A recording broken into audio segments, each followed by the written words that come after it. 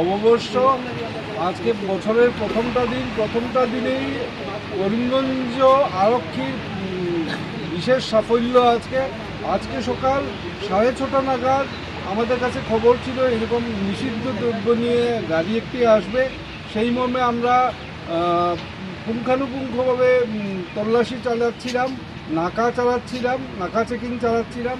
তাতে আজকে সকাল 6:30 নাগাদ এই চুড়াইবাড়ি ওয়াচ পোস্ট যেটা আছে সেখানে আমরা একটি ট্রাক আমরা আটকেছিলাম। সেটা তল্লাশি চালাতে ট্রাক ভর্তি ছিল তরমুজ, ফল তরমুজ। তার ভেতরে আমরা পেয়েছি 14,250 বোতল ব্যান্ড, যেটা নিষিদ্ধ কোডেইন কাপ সিরাপ। সেটা আমরা জব্দ করেছি, যথাবিহিত আইনি ব্যবস্থা নিচ্ছি। ড্রাইভার করায়ত্ত হয়েছে,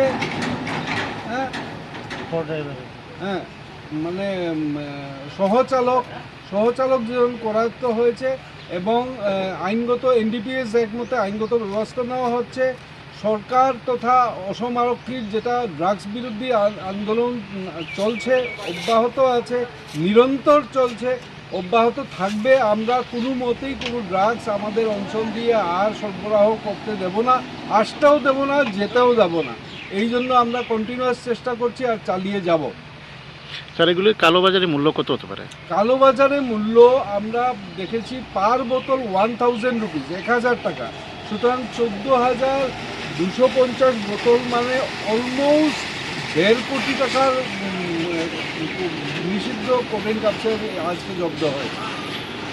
আইনগত NDPS অ্যাক্ট মতো যে ধারা লাগাতে লাগে সেগুলো লাগিয়ে কেস নেওয়া হবে, সহচালকের এগেইনস্টে নেওয়া হবে, গাড়ির মালিককে আমরা সামন করবো, ওনার ইয়ে করবো এরকমভাবে। প্লাস কোথার থেকে লোড হয়েছে, কোথায় যাচ্ছিল, কোন দিকে যাচ্ছিল, ত্রিপুরার দিকে।